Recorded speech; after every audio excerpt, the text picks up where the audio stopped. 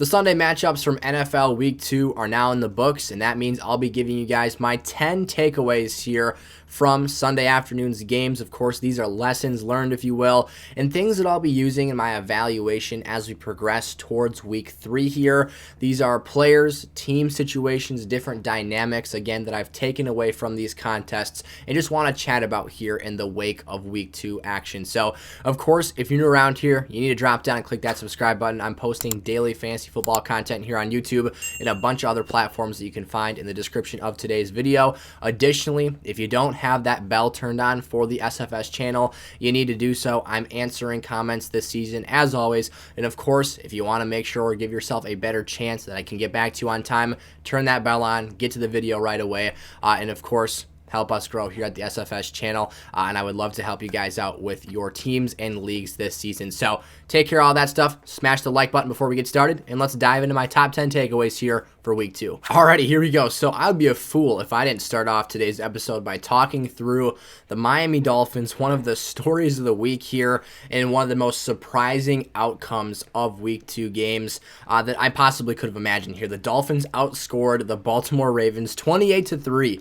What is it about that number? In the fourth quarter of Sunday's noon game, that was one of the better games of the week here. It looked like a Baltimore blowout for, 2.5 quarters, and then here come the Dolphins roaring back late in that thing, and holy crap, did Tua absolutely ball out in this game. Now, I did see some imperfections. Of course, I've always got my, fantasy football goggles or glasses, whatever you want to call it on here, and I'm definitely kind of being nitpicky with some stuff here, but the main takeaway I had from that game is that Tua Tagovailoa is 100% a majorly relevant fantasy quarterback. Now, am I going to call him a Lamar Jackson or a Patrick Mahomes, a Justin Herbert, a Josh Allen? Absolutely not. This is a team that, again, threw 6 touchdown passes this week. The numbers just frankly aren't sustainable, and that's something that you're going to hear me say a lot this week with some of the massive and monstrous performances that we saw.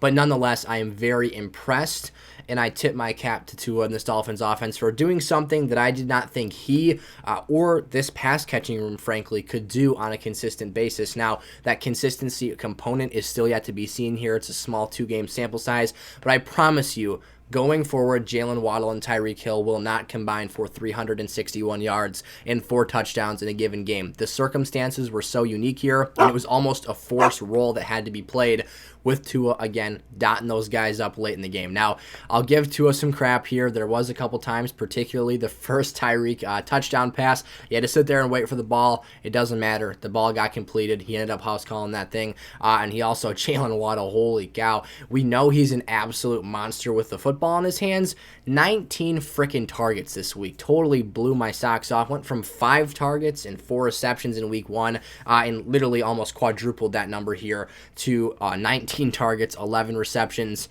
and showed us, obviously there's no question that when the ball is in Jalen Waddle's hands, he is one of the best wide receivers in the league. He's a top 10 talent at, his floor for the position group and is a completely explosive and dynamic playmaker. But again, I did not expect these two guys to have, 30 plus targets between the two this week, a combo to average 180 yards apiece and go, for nearly 400 total yards between the two. So it was a negative game script, though, late in this contest. Things broke Miami's way ridiculously over and over again here, and they just made plays.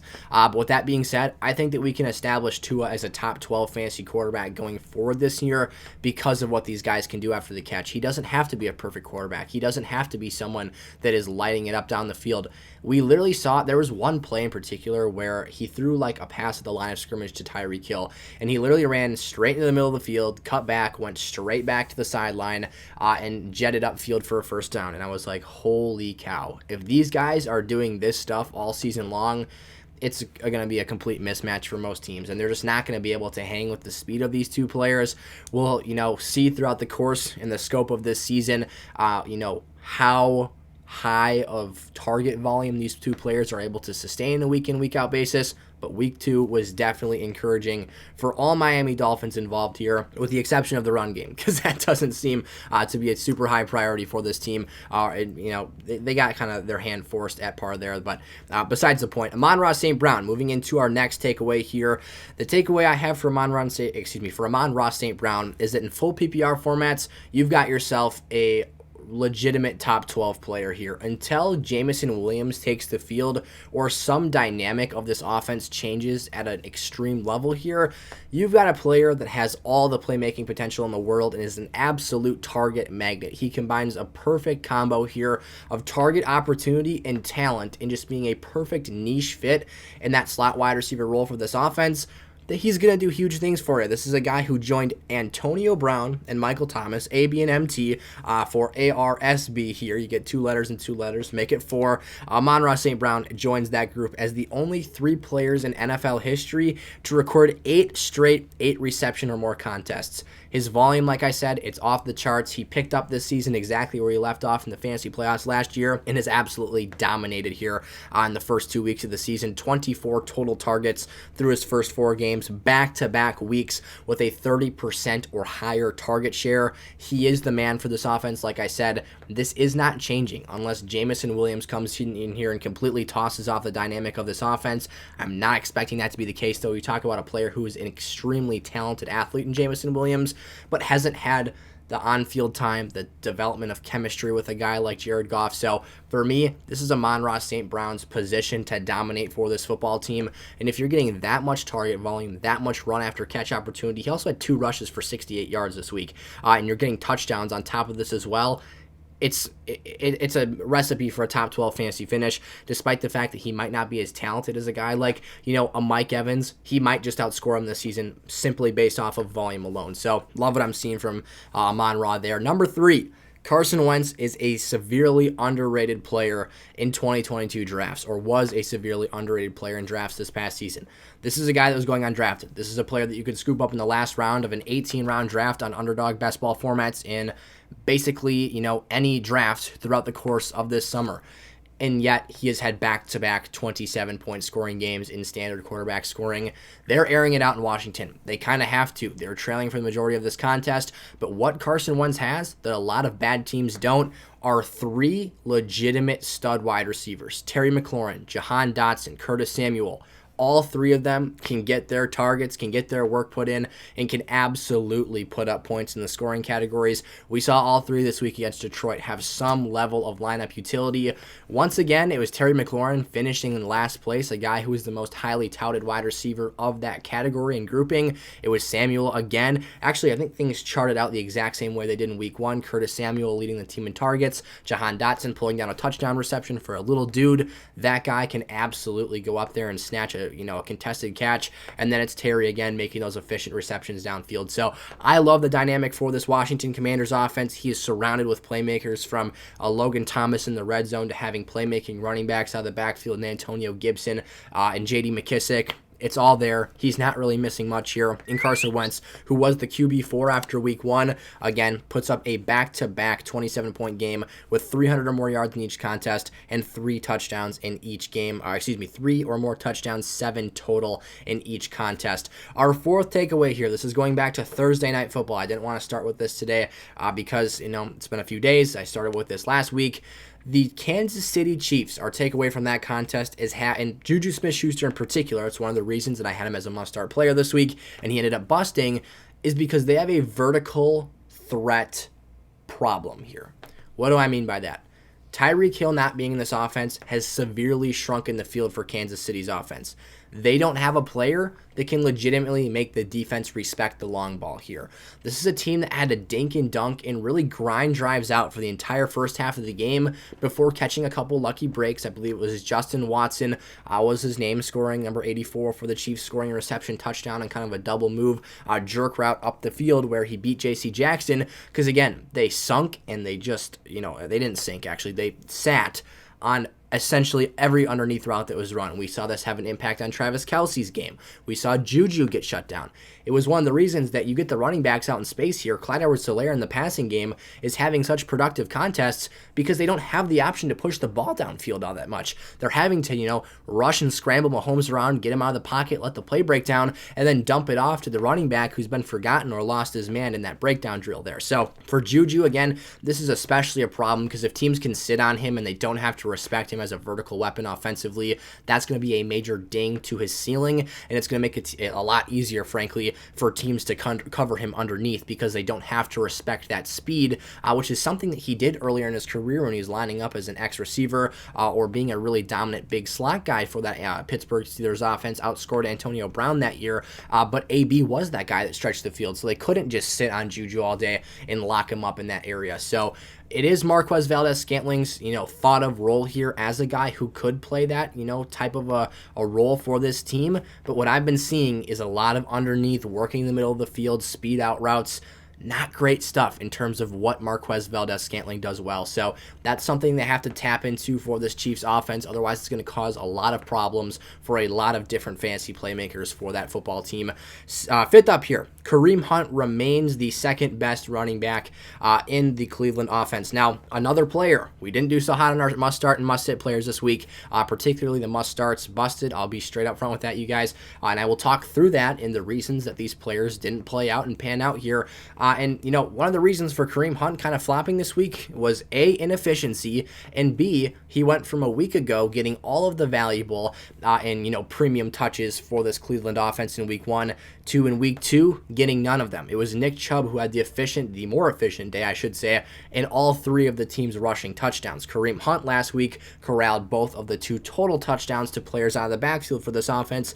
This week, it was Hunt touching the football 15 total times and having just 74 yards. Now, it wasn't a total outright bust performance, but it definitely wasn't what I was expecting heading into this matchup, expecting more involvement frequently in the receiving game and being able to contribute in that facet. And it was Nick Chubb averaging over a half yard more per touch at 20 total touches, having some work in the receiving game as well, actually out-receiving Hunt this week and having 5.65 yards per touch. So, and again, 3 total touchdowns definitely swings things in his favor, but if Hunt isn't getting those numbers, that leaves him as kind of a boom-bust, touchdown-dependent swinger here at that RB2 position group. I expected the Cleveland Browns, who lost kind of a nail-biter here, to be a bit more of a front-runner in this game. I expected the game script to play out more favorably. That wasn't the case. They actually lost this contest late, giving up 2 touchdowns in the last 80 or so seconds of the game.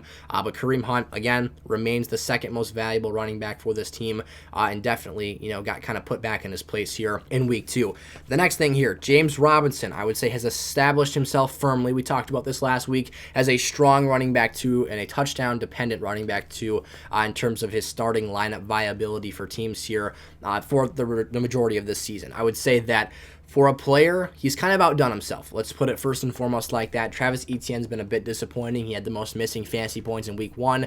Wasn't nearly as spectacular in week 2. They didn't really need him to be, though. What did they win this game? 24-0. And they front ran the entire course of the game. They had one of the best game scripts of any team all week. And they really got to rely on their run game. They rushed very, very inefficiently, though. I'll talk about that right now.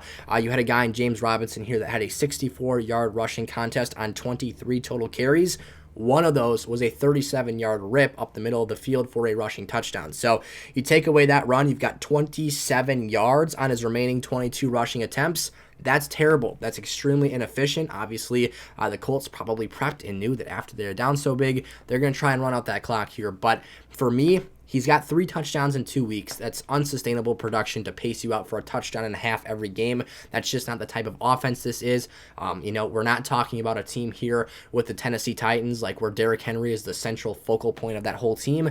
J-Rob is not that guy. So, again, he's going to get opportunities. He won't be the most efficient back every week, and if he scores a touchdown, he's easily a top 24 play. If that's not the case, think about him kind of like you think about Kareem Hunt. This week, he didn't score a TD, wasn't super involved in that pass-catching game. Therefore, you've got not quite a bust, but a underwhelming player, if you will, for that week's matchups. We got Big Daddy Joe Flacco here as our 7th takeaway for the day. I was trying to figure out which Jets player I wanted to put on the graphic here. I ultimately decided Joe Flacco because I think the takeaway mainly pertains to the Joe Flacco Jets. I think it's going to be a completely different offensive situation here once Zach Wilson takes the football under center here for this team. But congrats to the Jets for getting a 1-1 here, being able to survive this contest, make a comeback win. My takeaway is that the Jets offense is 1000% capable of sporadically producing fantasy relevant players.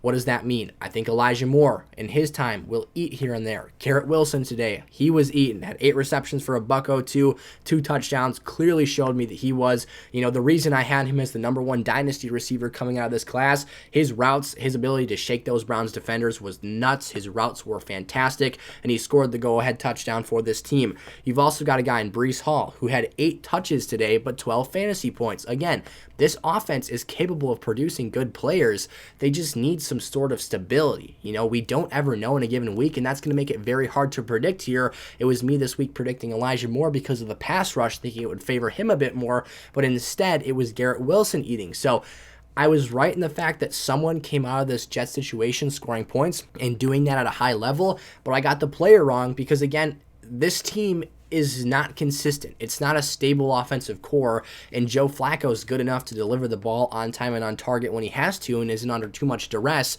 but it makes that prediction very tough, and it makes something where you're kind of just guessing and throwing darts at the board here moving forward. So I think it's going to be even more sporadic when Zach Wilson comes under center. We'll see who he really locks into as his top target, but those are my thoughts on the Jets here for week 2. Moving on to our 8th takeaway this week, 3 to go here. Saquon Barkley is definitely firmly established himself as a workhorse RB1. Grimace through the pain, you guys. I know he had less than 10 points in half PPR scoring. I know it wasn't the week you were hoping for after he was the RB1 in week 1, but take a deep breath.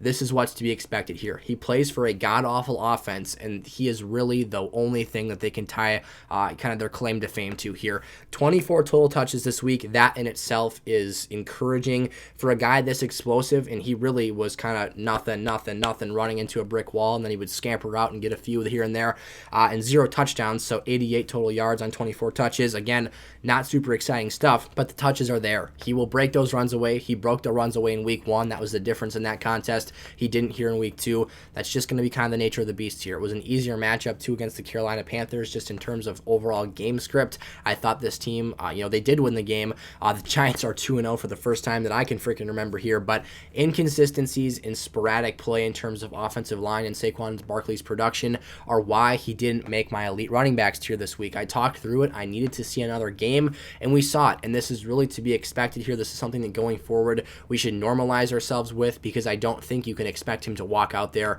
and produce like a top 3 running back every single week. He's going to have games where he falls back on his floor here, and this is a better floor that we're looking at now in 2022 than we looked at in 2021 or even 2020. So again, that in itself is encouraging here, but you have to put yourself in a mindset to frame this the right way, because on paper it is something that you're kind of bummed about if you're a Saquon owner, or you thought you had the guy this year, the RB1 overall, and he very well still might finish in that way.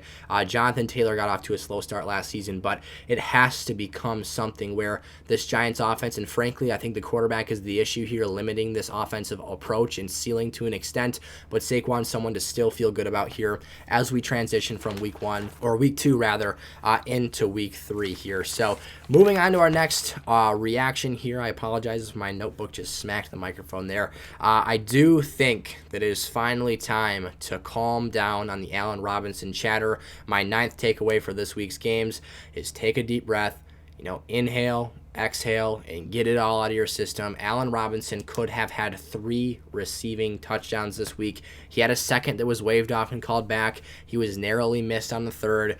Things were looking a lot better. One of the things I noticed when I was watching NFL Red Zone today, the first play, might not have been the exact first play, but it was the first play I saw of this Rams passing attempt, or passing attack, their offensive attack rather, as a broader perspective here.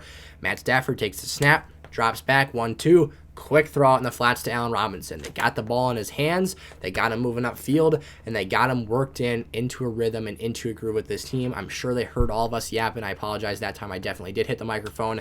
They heard the chatter, though, and they watched the tape. They realized this can't be the Cooper Kupp or bust show. He still went nuts. 26 half PPR points this week. A-Rob got involved, though, had himself a very nice game. Clearly looks like the number 2 receiver we expected him to be.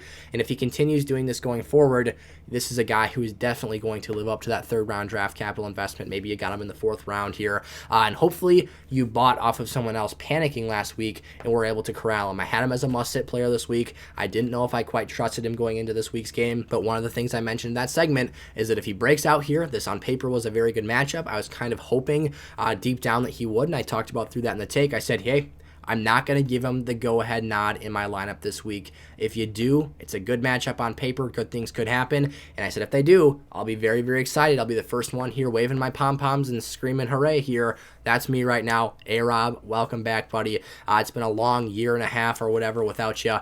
Chicago was a pretty dimly lit candle last season. Looked pretty awful on paper for his production. And that's where you got the A-Rob is falling off a cliff community.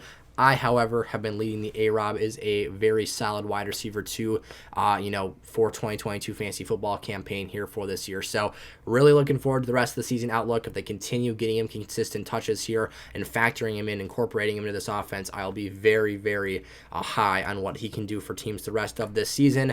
And my final takeaway also from that Rams game here is I think all of us overreacted a little bit to the Cam Akers news. I really wanted to, or not the news, but the situation, the play out of last week.